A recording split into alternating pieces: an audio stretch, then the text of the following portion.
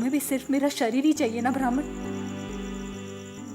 तो अब ये तुम्हें किसी भी मूल्य पर नहीं मिल सकता। मुझे जो चाहिए था आज मिल गया पिंगला। आज इसी क्षण मैंने जाना कि शरीर के परे भी योग के योग्य कोई सत्य है जो अनादि आनंद का कारण है। आत्मग्लानि के क्षण में तुमने मेरा परिचय उस सत्य से कराया जिसके बारे में मैंने सुना तो था पर जाना न था। 100 स्वर्ण मुद्राएं लेकर आज मैं तुम्हें खरीदने के लिए आया था, किंतु अब तुम्हारा मूल्य आंकने की मूर्खता मैं नहीं कर सकता। पर यह 100 स्वर्ण मुद्राएं आज मैं यहां पर रखकर जाना चाहूंगा। उसके लिए जिसने मुझे नींद से जगा दिया। आज मेरी शिक्षा पूरी हुई। स्वीकार करो ये गुरु दक्षिणा।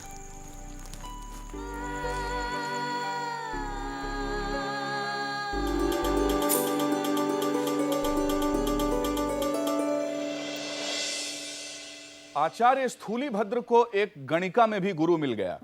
सच जानने की जिज्ञासा रखने वालों के लिए तो पूरा विश्व ही गुरु है।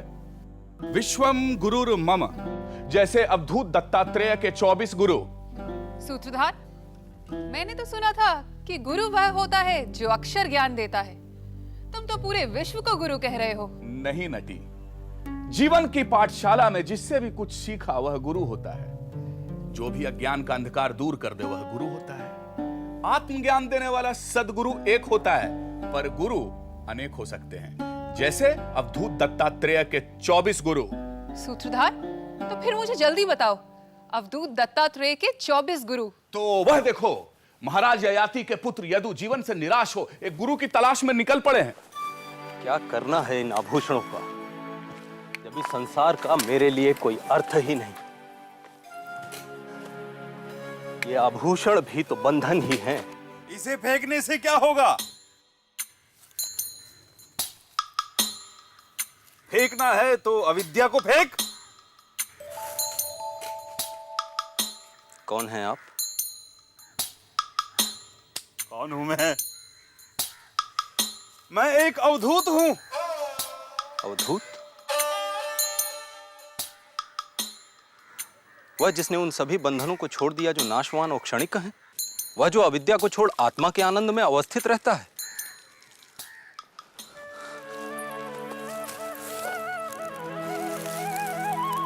भगवान, मैं भी उस अविनाशी और अक्षर को जानना चाहता हूं, पर मैं किस गुरु की शरण में जाऊं जो मेरा उस अक्षर और अविनाशी से साक्षात्कार करा सके? गुरु ढूंढ रहा है तो सुन, यह संसार ही गुरु है। मेरे तो 24 गुरु हैं। 24 गुरु?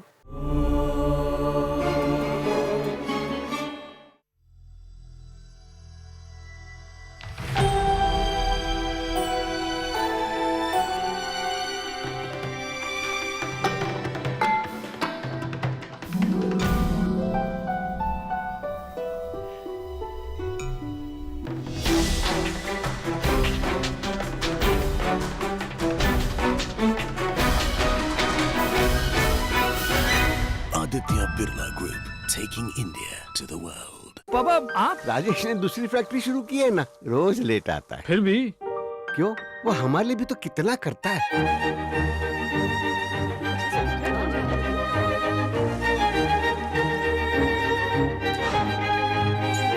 अरे, सिर्फ बाहर से साफ किया, अंदर से किया ही नहीं। अरे देखो, मशीन। मारुति ओमनी, कामयाबी खुशियों से सजाइए।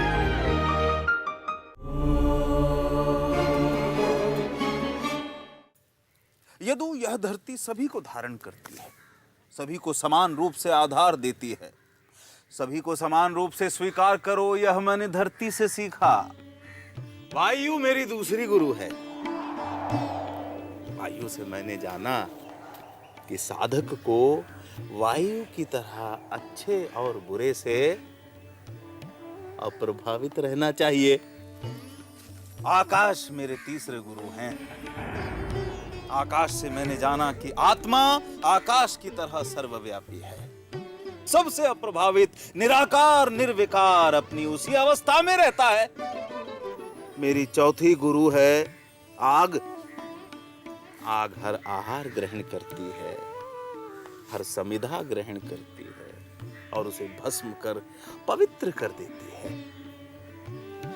आग से मैंने जाना कि ब्रह्म चिंतक को अग्नि की तरह ही आहार ग्रहण करना चाहिए।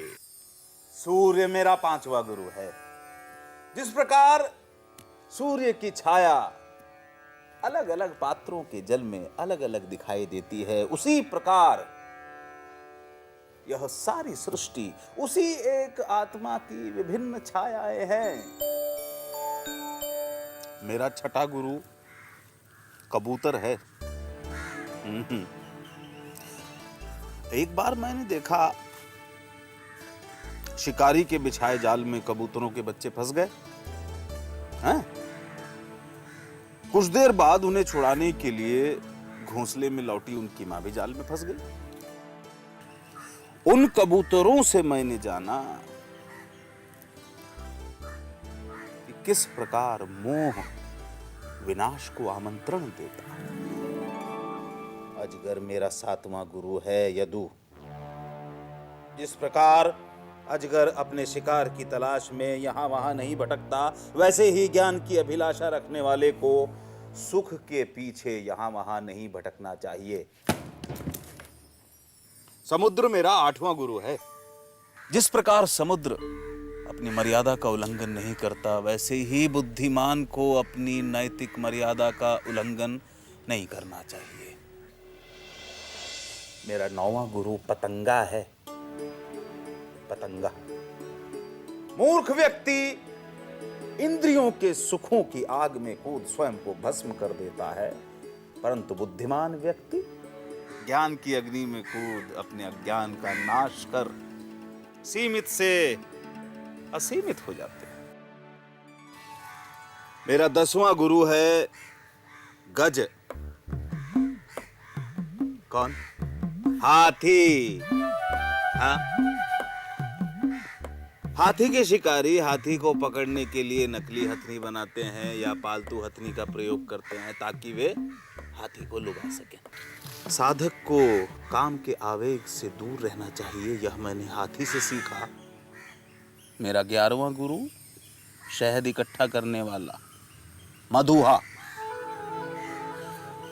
मधुमक्खी शहद इकट्ठा करने में अपना समय गंवाती है और उसका उपभोग शहद इकट्ठा करने वाला मधुहा करता है।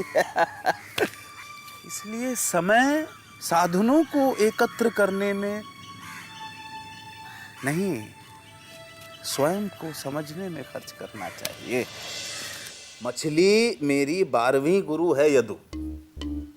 इस प्रकार कांटे में लगे पदार्थ के कारण मछली कांटे में फंस जाती है, वैसे ही मनुष्य प्रलोभनों के कारण संकट में पड़ता है। मेरी 13वीं गुरु है गणिका पिंगला। वही पिंगला जिसने अपने विवेक और वैराग्य से आचार्य स्थूलीभद्र को भी नींद से जगाया। मेरा 14वां गुरु है एक तीर बनाने वाला। उससे मैंने जाना कि आत्मा पर एकाग्रता से ही संसार के प्रपंच को अनदेखा किया जा सकता है। मेरा 15वां गुरु छोटे बच्चे हैं यदु। छोटे छोटे बच्चे जो मान अपमान, मेरा तेरा, अपना पराया, इन सब से परे रहते हैं। मेरा 16वां गुरु चंद्रमा है। जिस प्रकार चंद्रमा सूर्य के प्रकाश को ही परावर्तित करता है, उसी प्रकार यह जीवात्मा उसी एक परमात्मा का ही प्रकाश है। मधुमक्खी मेरी 17वीं गुरु है। जैसे मधुमक्खी फूलों को नुकसान पहुंचाए बिना शहद एकत्र करती है, वैसे ही आध्यात्म के पथिक को अनेक शास्त्रों से ज्ञान का रस एकत्र करना चाहिए। मेरा 18वां गुरु मृग है। उससे मैंने जाना इंद्रियों की कामना दास्ता का कारण होती है। बाज मेरा 19वां गुरु है। जिस प्रकार मांस के एक टुकड़े के लिए कई शिकारी पक्षी एक साथ मांस पर टूट पड़ते हैं और परस्पर लड़ते हैं, ठीक वैसे ही भौतिक सुखों की होड़ संघर्ष आमंत्रित करती है। मेरी 20वीं गुरु एक कन्या है यदु। एक बार कुछ लोग एक कन्या का हाथ मांगने उसके घर आए। उस समय उस कन्या के माता पिता घर पे नहीं थे, तो अतिथियों को आया देख उस कन्या ने भोजन के लिए धान कूटना शुरू कर दिया। अब धान कूटते समय उस कन्या के हाथ में पड़ी चूड़ियां बजने लगी।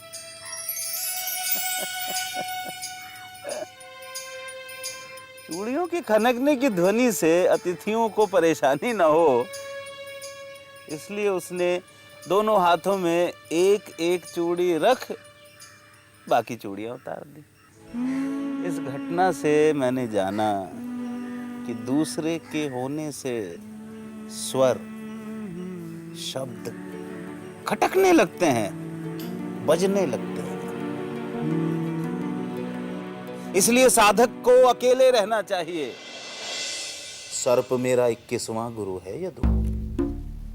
सर्प घर नहीं बनाता, वैसे ही अध्यात्म के पथिक को अनिकेत रहना चाहिए।